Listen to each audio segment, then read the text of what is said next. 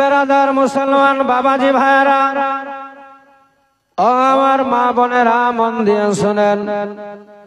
এক আল্লাহর বান্দা 500 বছর হায়াত চাইলেন আল্লাহর দরবারে। আমার আল্লাহ তাআলা 500 বছর হায়াত দিয়ে দিলেন ওই বান্দাকে। আমার আল্লাহ তাআলা বলেন, ও বান্দারে, 500 বছর হায়াত নিয়ে করবে কি করে?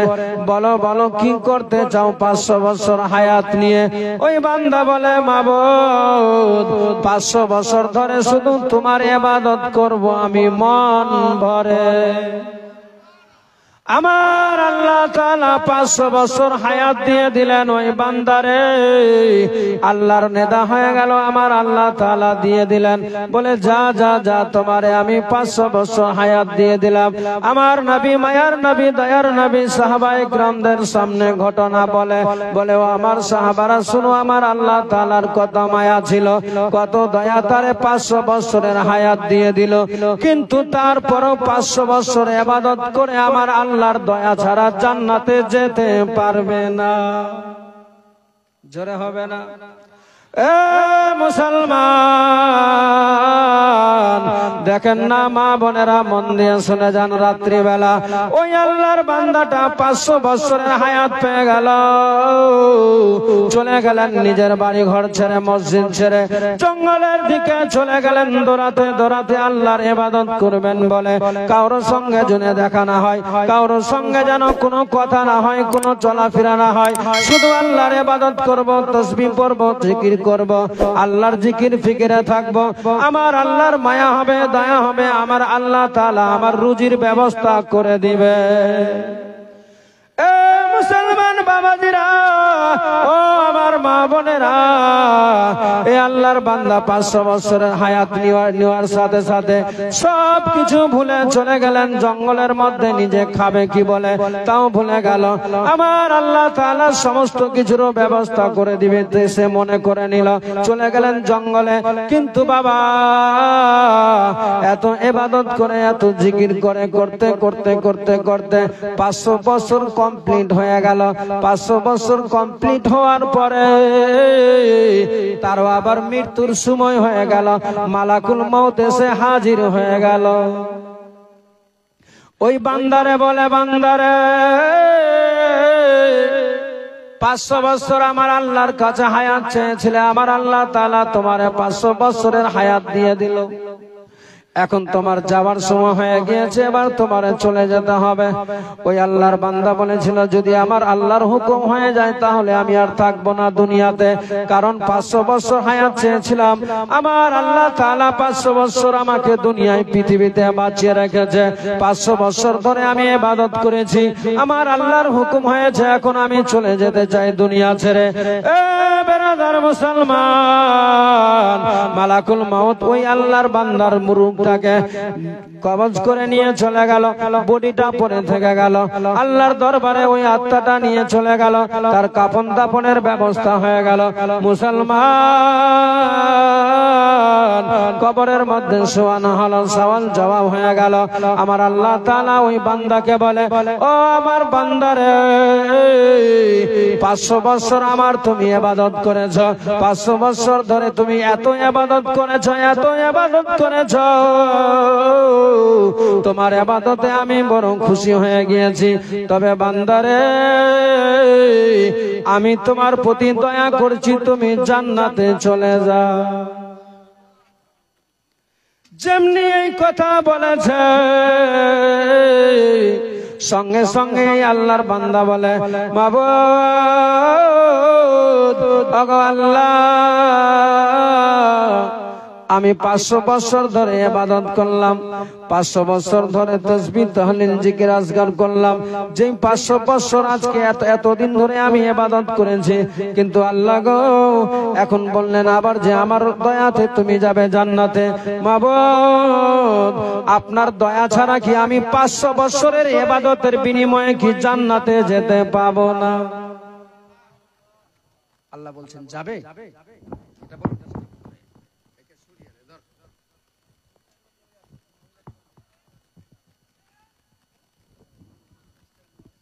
আচ্ছা,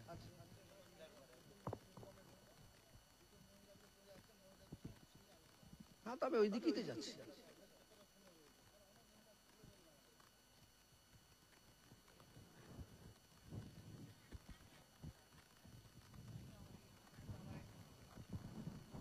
যারা যাওয়ার যাবে হযরত, রোকা যাবে না।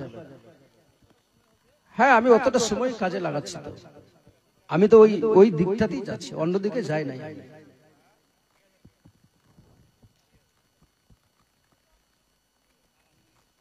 আমার আল্লাহ তাআলা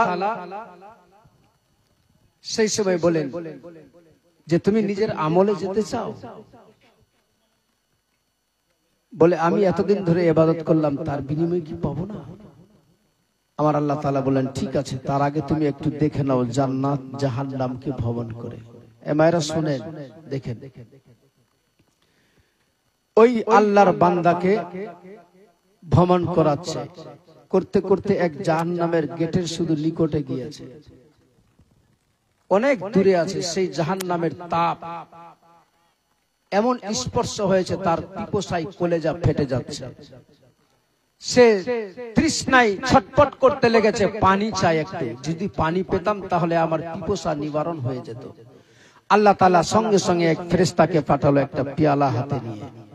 এ মা বোন, আজ আমরা কি করেছি পৃথিবীতে, খালি একটু নেন, শুনেন। কারণ শোনার নাম ঈমান নয়, মানার নাম হচ্ছে ঈমান। আজকের রাত্রিতে শুনে যদি নিজের আমলটাকে মজবুত করতে পারো, কিছু সঙ্গের সাথী করতে পারো, তাহলে এটাই কাজে লাগবে। এই লোকটা পিপাসায় তার কলেজা ফেটে যাচ্ছে, সেই সময় আল্লাহ তাআলা একটা পেয়ালায় এক ফেরেশতাকে পাঠিয়েছে, বলছে যে পানি চাই একটু, যদি পানি পেতাম, পিপাসায় কলেজা ফেটে যাচ্ছে। আমার আল্লাহর ফেরেশতা এসে বলছে পানি নিবে? বলে হ্যাঁ। বলছে পানি তো দেওয়া যাবে, তার বিনিময়ে কিছু কি পাবো আমি? কারণ বিনা বিনিময়ে তো পাওয়া যাবে না। সেই সময় বলেছিল কি চাও তুমি বলো, আমি 500 বছর ধরে ইবাদত করেছি। তখন বলেছিল যে আমি 500 বছরে, এখন এই মুহূর্তে 500 বছরের যা তোমার আমল আছে সমস্ত আমল দিতে হবে আমাকে, তার বিনিময়ে পানি দেওয়া যাবে, নচেত পানি দেওয়া যাবে না। এই পিপাসায় তার কলেজা ফেটে যাচ্ছে, সেই সময় বলতে বাধ্য হয়ে বলছে ভাই, আমি তোমার 500 বছরের ইবাদতের বিনিময়ে আমি তোমার কাছ থেকে পানি চাই। আমার আল্লাহ তাআলা বলে, এ আমার বান্দারে, এই জাহান্নামের তাপের পিপাসাতে আজ তুমি 500 বছরের ইবাদতের বিনিময়ে একটা পেয়ালা, এক পেয়ালা পানি চাইছো। তোমারে আমি পৃথিবীতে রেখে কত দানা, খাওয়া দাওয়া, চলা ফিরা, হাওয়া বাতাস সবই দিয়েছি, তারপরেও আমি তোমার কাছে কিছু চাইনি। অতএব আমার মায়া ছাড়া তুমি জান্নাতে যেতে পারবে না। সঙ্গে সঙ্গে বলেন আল্লাহ বুঝে গিয়েছি, তোমার দয়া ছাড়া, তোমার মায়া ছাড়া জান্নাতে যেতে পারি না। অতএব আমি বলবো প্রত্যেক বাবা ভাইদের কাছে, প্রত্যেক মা বোনদের কাছে, এ বাবা ভাই, মা বোন, একটা জিনিস মাথায় রাখবেন। আজ আমার অনেক বাবা ভাইরা পরিশ্রম করছে দিন রাত একই রকম, কিন্তু তারপরও বাড়িতে অভাব অনটন সরেই না। কারণ কি? একটা এটাও বড় কারণ যে আমার মা বোনরা শরীয়ত থেকে অনেক দূরে সরে আছে। না নামাজ নাই, কোরআন তেলাওয়াত নাই। একটা কথা মাথায় রাখবেন, আপনার স্বামী যদিও অল্প কিছু মজুরি খাটে, যদি ওই বাড়িতে কোরআন তেলাওয়াত হয়, ওই বাড়িতে নামাজ রোজা হয়, ওই বাড়িতে 5 ওয়াক্ত নামাজ পড়ে আল্লাহর দরবারে মুসাল্লা বিছিয়ে দোয়া করা যায়, আল্লাহর কসম করে বলি ওই বাড়িতে রহমত বর্ষিত হবেই হবে। কারণ আমার নবীর বেটি মা ফাতেমা খাতুনে জান্নাতের আদর্শ তাই ছিল। যেই মা ফাতেমা খাতুনে জান্নাত একটা শেষটা 2 রাকাত নামাজ আদায় করতে করতেই সুবে সাদিক ফজরের আজান হয়ে যেত। ওই মা ফাতেমা আল্লাহর দরবারে হাত দুটি উত্তোলন করে বলে, মাবুদ, তোমার রাতটা এত ছোট হয়ে গিয়েছে যে 2 রাকাত নামাজ আদায় করতে করতে ফজরের আজান হয়ে যাচ্ছে। ওই মা ফাতেমা নিজের জন্য কখনো কিছু চাইনি, শুধু চেয়েছে আমার নবীর উম্মত উম্মতিদের জন্য, যে আমার নবীর উম্মত উম্মতিদের জীবনের জন্য আল্লাহ তাআলা গুনাহ ক্ষমা করে দেয়। বলুন সুবহানাল্লাহ। ইমামত এ আমার মায়েরা, যেই মা ফাতেমা খাতুনে জান্নাত চাইতে গেলে মুহূর্তে আমার আল্লাহ তাআলা আমার নবীর বেটি মা ফাতেমার চাইতে দেরি হতো, কিন্তু জান্নাত থেকে খাবার আসতে দেরি হতো না।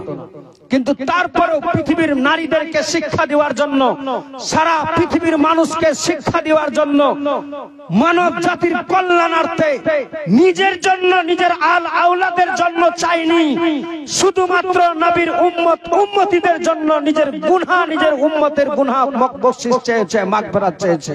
বলুন সুবহানাল্লাহ। আবার কেউ মানুষ বলতে পারে যে যদি আসলে যদি চাইতে গেলে জান্নাত থেকে চলে আসতো তাহলে কেন ফের চাইনি? যার জন্য আমার নবীর বেটি মা ফাতেমা, আমার আল্লাহ তাআলা এমন করে সিস্টেম জারি করে দিয়েছে যেন পৃথিবীর কোনো মানুষ, কোনো নরনারী বলতে না পারে যে মা ফাতেমা খাতুনে জান্নাত দোয়া করেছে, জান্নাত থেকে খাবার আসেনি। যেই বিষয়ে আপনারা শুনেছেন, নবীর বেটি ফাতেমা খাতুনে জান্নাত একবার দোয়া চেয়েছে নিজের আওলাদদের জন্য, জান্নাত থেকে আমার আল্লাহ তাআলা সাথে সাথে জান্নাতি পোশাক পাঠিয়ে দিয়েছে। জোরে বলা যাবে না? সুবহানাল্লাহ। শোনাবো এই ঘটনাটাকে? শোনা যাবে? দেখেন কেমন ভাবে এ মায়েরা, আপনি চাইতে গেল, আপনি যদি চান তাহলে আপনার বাড়িতে যে সন্তান হবে সেই সন্তানটাকে আপনি সেইভাবে শিক্ষায় সুশিক্ষিত বানাতে পারবেন, ইসলামের পথের প্রতীক বানিয়ে নিতে পারেন। আপনি পারবেন তখন যখন আপনি ওই সন্তানকে কোলে নিয়ে, ওই সন্তানকে গর্ভে নিয়ে কোরআন তেলাওয়াত হবে, টিভির দিকে নজর যাবে না, দোকানে বাইরে বসে মহিলাদেরকে নিয়ে একসঙ্গে বসে গল্প গুজব সমালোচনা কাউরে করা যাবে না, বাড়িতে বসে তাসবিহ পড়বে, কোরআন তেলাওয়াত করবে, ভালো কাজে লিপ্ত থাকবে। দেখবে তোমার গর্ভ থেকে যে সন্তানটা আসবে ওটা একটা নেককার সন্তান হবে। সে কোরআন তেলাওয়াত করবেন, তার বিনিময়ে আমার আল্লাহ তাআলা আপনার গর্ভ থেকে ওই সন্তানকে দিয়েই, চাইতে গেলে আল্লাহর যদি মায়া হয়ে যায় তাহলে সে হাফিজে কোরআন হয়ে যেতে পারে, সে আল্লাহর দয়া হয়ে গেলে সে একটা আলিম হয়ে যেতে পারে। আপনি চাইলেই হবে, কারণ আমার আল্লাহ তাআলা, বুঝতে পেরে গেছি তোমাদের কাছে ভালো লাগবে না, আমার আল্লাহ তাআলা পৃথিবীর নর নারীদেরকে বুঝিয়ে দিয়েছে, দেখো দেখো